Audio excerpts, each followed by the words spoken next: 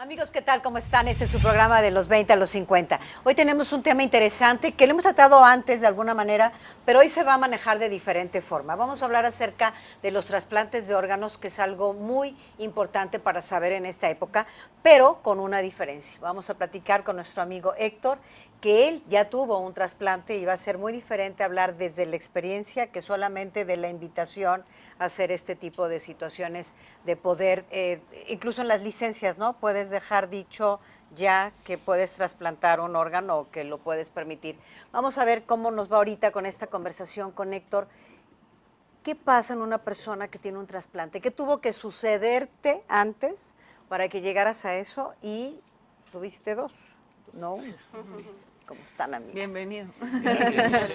Gracias, un gusto estar acá igual. Gracias por la invitación. A tu pregunta, pues, ¿qué tuvo que pasar? Obviamente, en mi caso fue mal comportamiento de algo que tenía previo, que era diabetes. Pues no fui un buen paciente y pues esto repercutió en que yo pues al final tuviera insuficiencia renal crónica y eso pues al final iba a tener que terminar en un trasplante de riñón. ¿Cuánto tiempo pasó desde que te diagnosticaron, digamos, la diabetes a que, no, perdón, la insuficiencia renal a que tuvieras que hacerte el trasplante? ¿Y cómo fue el proceso ese momento? Bueno, me dio aproximadamente, me diagnosticaron cuando tenía 27. Joven. Sí, todavía bastante joven. Ya me dijeron en ese momento que yo tenía 20%, se podría decir, de funcionalidad en los riñones. Me habían calculado 1 año, 2 años.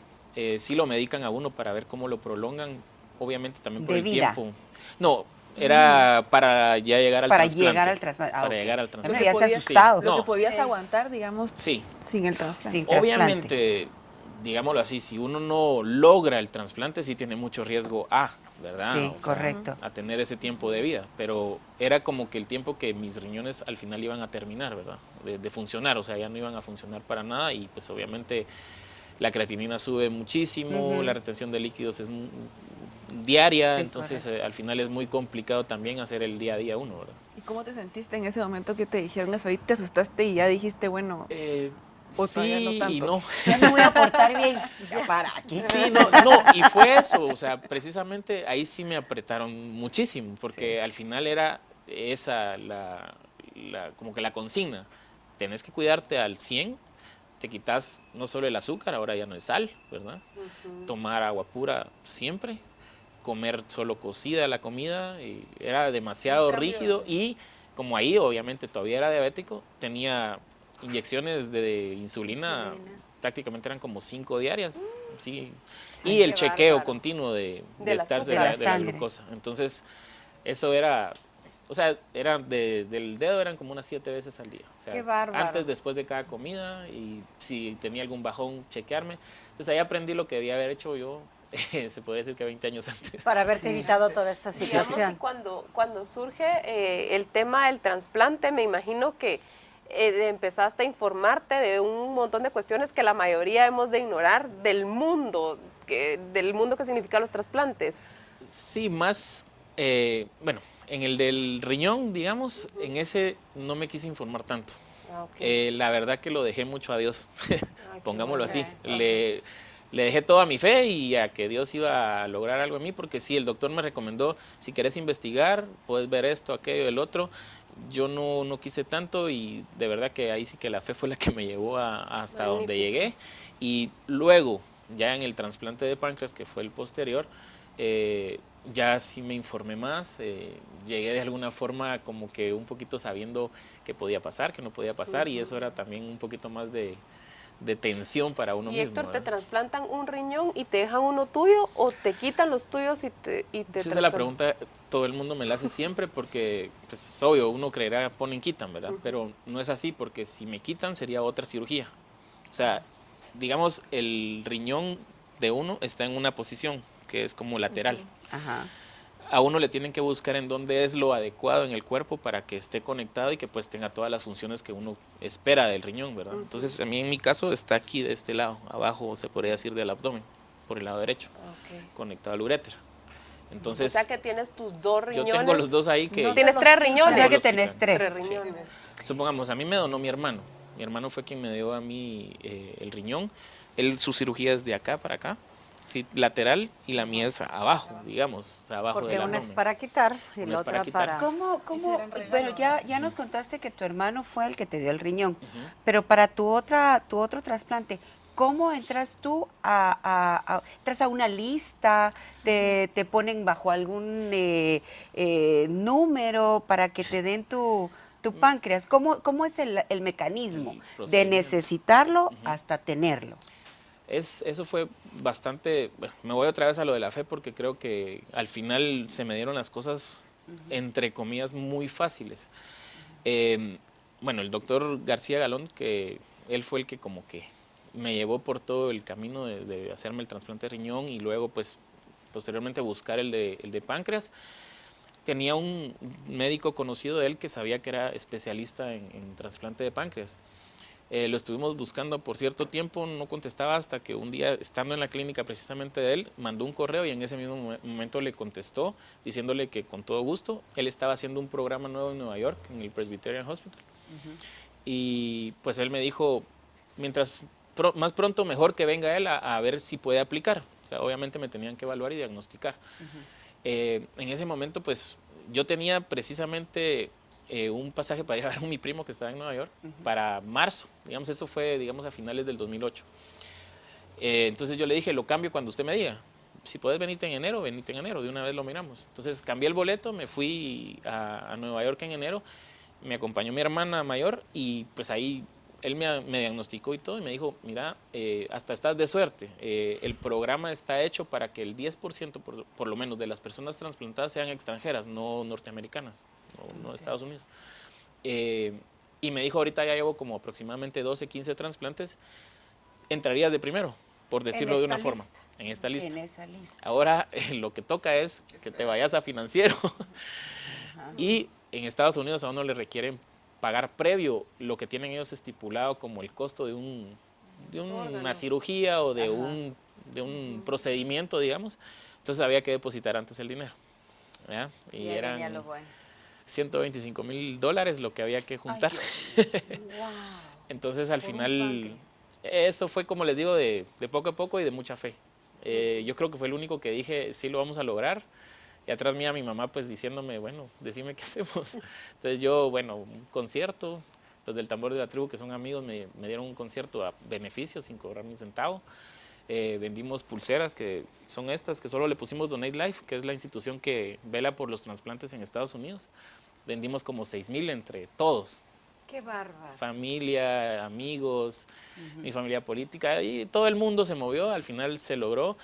Mis tíos me hicieron cenas, otros hicieron rifas, y así pues poco a poco se fue como que haciendo, digamos, mucha bulla hacia lo que yo necesitaba. Y al final pues hubo, bueno, si quieren, no sé si, bueno, al final una persona que quiso ser anónima, digamos, me llamó a mi mamá porque no me habló a mí nunca, y él pues dijo, no sé cuánto te falta para que logres el dinero que necesitas, pero yo pongo el resto. Y ¿Y mi cuánto mamá, te faltaba?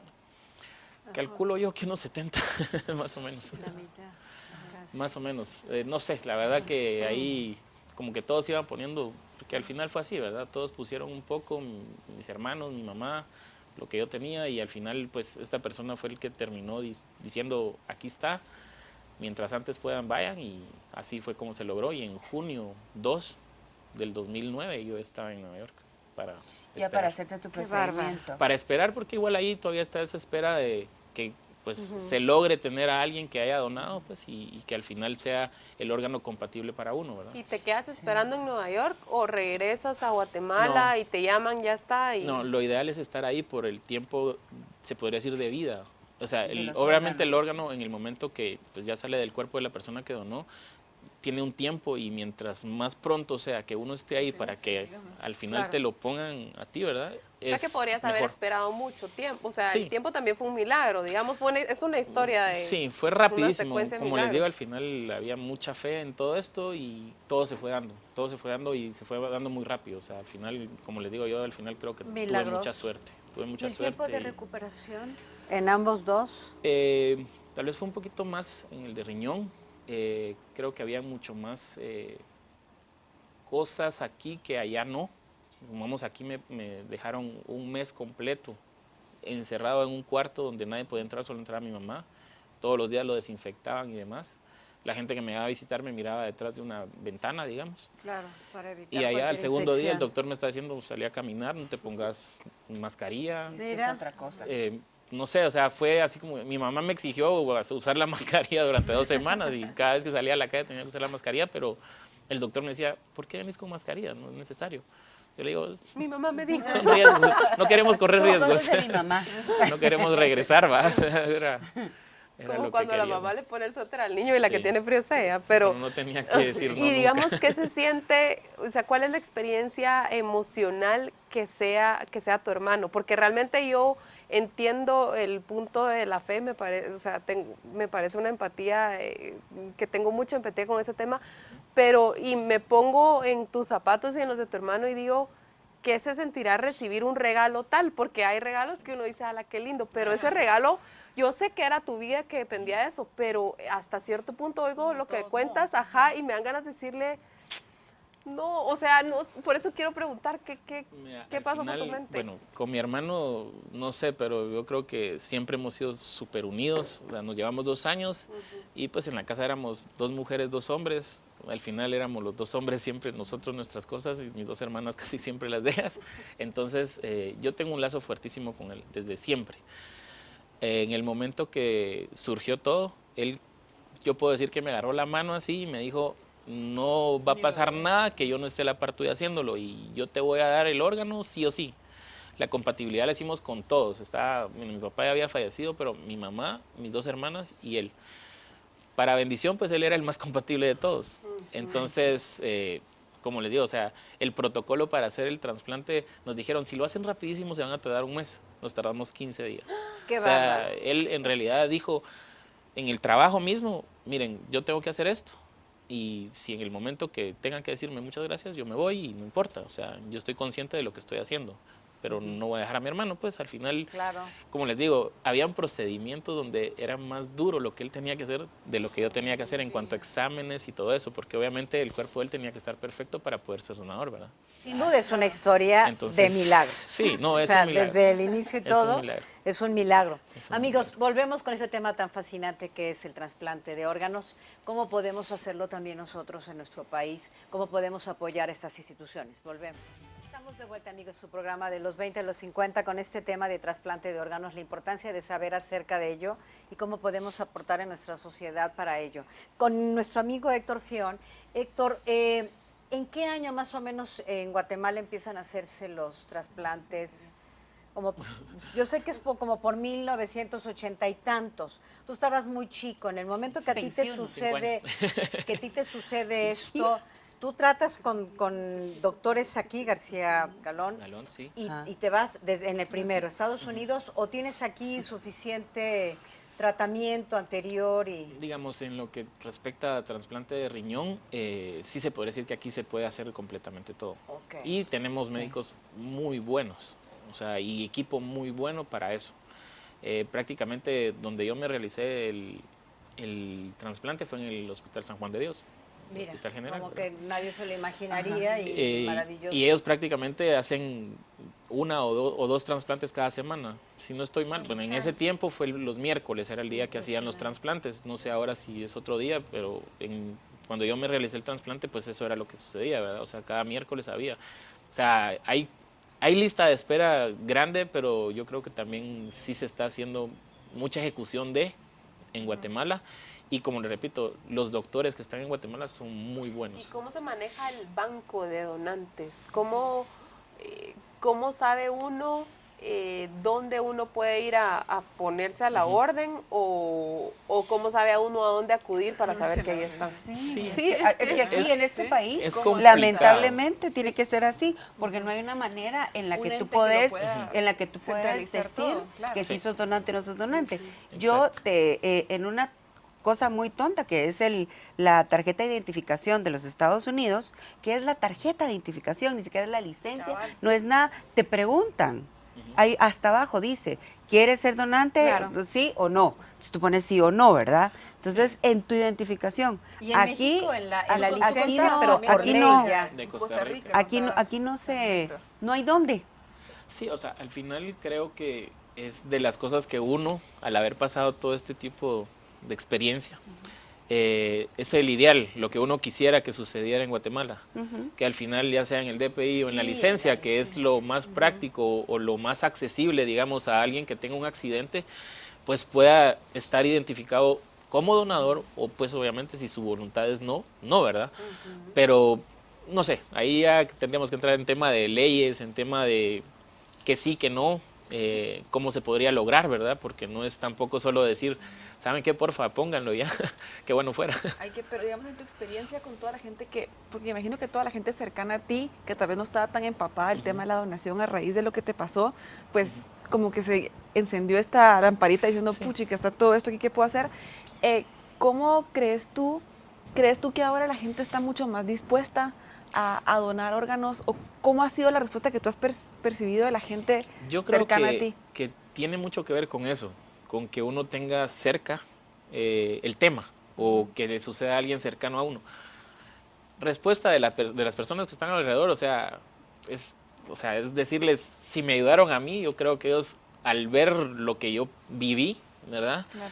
O sea, casi que a mí, por favor, quíteme los órganos y dénselos a alguien que los necesite. O sea, al final es eso. Si la gente se involucra, si la gente al final se informa, si la gente al final, pues, tiene a alguien a la par que haya pasado por esto, yo creo que es algo que todo el mundo haría. Pero digamos, Héctor, aquí cuando alguien, a raíz de lo que dice Andrea, que ustedes han estado tal vez más al tanto de este tema, cuando alguien fallece en un hospital, ¿ahí hacen la pregunta o automáticamente levantan acta de defunción y no tocan el tema con los familiares? El tema es que es a partir de que hay una muerte cerebral. ¿Esto qué significa? Que pues obviamente la persona ya, digamos que la declararon muerta, pero todavía los órganos de alguna forma tienen función, ¿verdad? Entonces, por ahí debería de empezar todo, ¿verdad? Que en el momento de que una persona tenga muerte cerebral, si venga el familiar más cercano, la esposa o alguien que esté cercano a él y él diga por él, bueno, porque obviamente él ya no va a poder decir nada. Entonces decir, miren, él quería ser donador, denle los órganos a quien los necesite. Familiar Yo creo que especificado. no está especificado, o sea, no sé, porque al final no tenemos leyes de eso, o sea, o tampoco sabemos cómo lo maneja cada hospital. Qué difícil. Que Entonces, Claro, no lo haya ideal como una ley. sería que de antemano, ¿no? Sí, en ya tu estuviera, licencia, en tu claro. DPI, ya la gente supiera. Pero digamos aquí en Guatemala si que eres no está donante. para entender cómo funciona, porque yo sí lo he dicho a mis familiares, porque la gente a veces no toca el tema de la muerte, pero es algo que nos va a pasar a todos y que hay que hablarlo. que no Entonces yo sabemos sí cuándo. les he dicho, Sí. por favor, si algo me pasa, porque no hay dónde dejarlo, ustedes saben que lo mío, incluso hasta mi cerebro, si va a servir para investigaciones, que lo lleven a la San Carlos o donde sea y que hagan lo que tengan que hacer, porque a mí no me va a servir ya de nada. Pero digamos, quería saber cómo era el proceso uno estando en un hospital. O sea, tiene que haber muerte cerebral, no puede ser una muerte natural. Estando en el hospital, yo creo que más se da el hecho de creo que que alguien sí. tenga un conocido. O sea, en mi caso era mi hermano. En otros casos ha sido los papás. En otro tal vez un amigo. O sea, ese es el caso que se da, digamos, en la actualidad en Guatemala. Cuando es cadavérico es muchísima suerte. O sea, yo podía estar sentado a la par de personas que tenían 8 años de estar en hemodiálisis. O sea, Qué bárbaro. ya una cosa que uno dice Sí, ya ni- al final, o también he oído casos donde me llega alguien y me dice, mira, tuviste mucha suerte. Yo tengo 3 hermanos y ninguno me ha querido dar. O sea, al Que no final que no han querido. no han querido. Al final uno también entiende la idiosincrasia de nosotros, digamos, como guatemaltecos o de la gente que tal vez no tiene tanto conocimiento de qué pasa o qué no pasaría.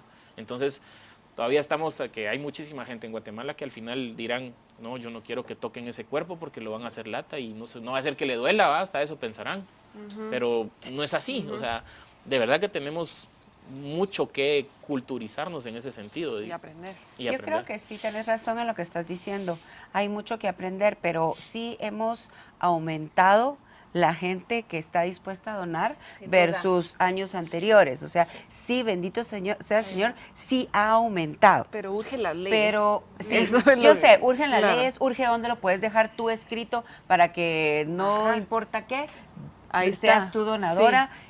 Urgen muchas cosas, Y ese es pero uno- entre todo, gracias a Dios, ya aumentaron las gentes que sí desean donar Ese es y que uno- sí se está donando. Es uno de los casos que yo digo donde las redes sociales sí funcionan, digamos, y es cuando se aprovechan de buena forma. Yo, por ejemplo, como regresando, lo primero que uno quiere es uno componer el mundo y obviamente en mi cabecita está querer hacer una fundación que tenga que ver con esto.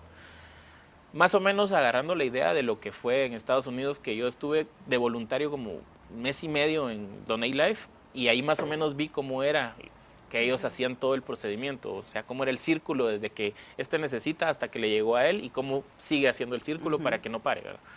Entonces, al final, yo creería que el hecho de que en Guatemala no haya como que todavía esa cultura, pues las redes sociales deberían de ser como que un medio para informarse, como para poder hacer tan siquiera alguien que ponga, bueno, esto va a ser si necesitas o si querés ser donador. Entonces ahí como que empezar a hacer un listado, pero eso tendría que ver de envolver tanto leyes como a hospitales, como a bomberos voluntarios y municipales, a todos los que tengan que ver con algo de que pudieran por lo menos poner un granito de arena en el momento que se requiera. Pero sería de hacer totalmente una red, Pero yo ¿verdad? creo que si todos participáramos en esto, ¿no? Y apoyáramos de alguna manera, informándonos aquí sobre existe Donare, o Donare. Donare, ¿verdad? Sí, es Donare. Y ellos creo que son los únicos o habrán más. Yo que sepa, Donar es el único que ve por el hecho de que la gente se informe, porque es hasta ahí donde llega la función de ellos, o sea, es de informar, y por eso no sé si alguna vez oyeron algún comercial de ellos, donde ellos precisamente eso es lo que dicen.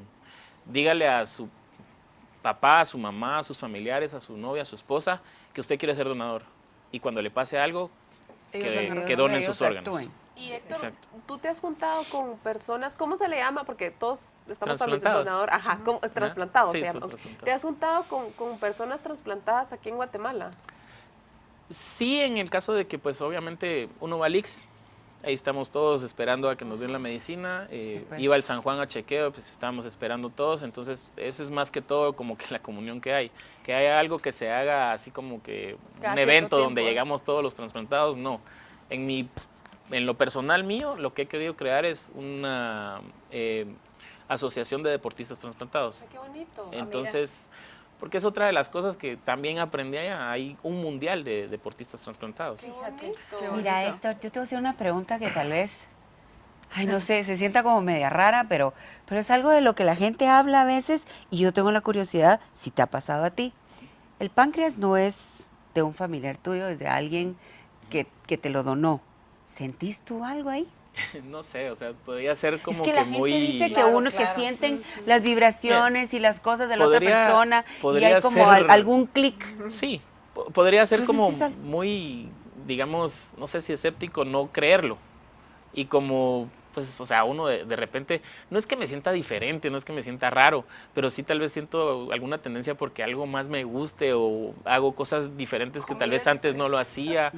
No sé, o sea, al final, digamos, yo por Nueva York le agarré un cariño como que si fuera mi casa, digamos. Claro, y o sea, agradecimiento por todo. y entonces al final no sé, o sea, me gustaría haber sabido de la persona. A mí, el niño, porque era un niño todavía de 14 años que atropellaron, fue la persona que me donó. Y los papás decidieron en ese momento darlos. Y yo sí me siento como que así, como que Nueva York fuera mi máximo, digamos. O sea, ¿Y a los yo papás no los agradecimiento. conociste? no los conocí. Mandaron una carta de agradecimiento y ya me recomendaron de alguna Pero yo forma. comparto con Carlita ese punto porque, digamos, cada órgano, cada célula tiene un código de ADN. Entonces, Claro. la información Sí. ahí está. O sea, es como que entre una nueva información a ti. cierto. Entonces, como que ha de hacer Y clic supongamos con uno, los al códigos final, que ya uno tiene. Pero le agarra como cariño a todo lo que tenía que ver con Estados Unidos, digamos. O sea, Ok. Y de también, ahí, ¿no? y digamos, solo para terminar, Héctor, te quería pues preguntar, digamos, yo en lo que te conozco, pues sos una persona muy trabajadora, sos pues te comprometiste, te casaste, tenés un gran apoyo de tu esposa también, sos una gran persona, el deporte que ahora estás practicando un montón también. Como quisiera que la gente viera el cambio que pueden hacer en una persona con toda la vida que tú tienes ahora, que, o sea, me imagino, tú lo podrás decir mejor que yo, que tienes una vida muy linda y tienes mucha gente que te quiere, entonces como realmente que los invites a que vean que como algo así puede hacer una diferencia tan grande, o sea, de lo que tú tienes ahora, que alguien más, que como tú decías, el que no le quiso donar nadie a los 4 hermanos, ¿qué impacto uno puede tener en la vida de alguien, verdad? Es la pregunta más bonita que puedo tener yo, porque al final es desde el simple hecho de precisamente cómo se encadenó todo, de cómo recibí tanto amor, digamos, de toda la gente, pues, o sea, porque yo sentí como que se hubieran volcado hacia mí, ¿verdad? O sea, todo es para Héctor, ¿verdad? El cambio viene desde lo físico. Yo físicamente, obviamente yo tenía el hecho de ser diabético. Yo, pues, o sea, jugué fútbol toda mi vida y siempre fui apasionado del fútbol y pues quería llegar a jugar en la mayor. No pude, o sea, a mí me dijeron así, mira, tus alas cortadas porque tú no puedes hacer más de 1 hora de ejercicio porque si no, bajón de azúcar. Entonces, a partir de ahí, o sea, yo en lo personal, físicamente, antes no podía hacer muchas cosas. Tener jornadas de 8 horas ya era para mí demasiado. Entonces ahora, en ese sentido, es totalmente otra cosa, o sea, físicamente. Por eso tenemos que tener clarísimo, Héctor, que en realidad el mejor paso que pueden dar en la vida si tienen un problema sí es aceptar el trasplante, porque tu vida va a mejorar. Y si Dios nos regaló la inteligencia para investigar y para crear toda la ciencia, aprovechemos eso. La vida de Héctor dio un cambio total y completo, es una persona completa, realizada, con proyectos maravillosos. No le tengan miedo, eso sí, infórmense bien en el lugar correcto, habrá que ver con su doctor personal, será la persona que les dirá con quién informarse, pero no le tengan miedo y mucho menos a donar. Por favor, ojalá todos pudiéramos verdaderamente ser donadores. Gracias, felicidades, qué bella vida, qué bello compartirlo contigo. Gracias, amigas, y hasta la próxima.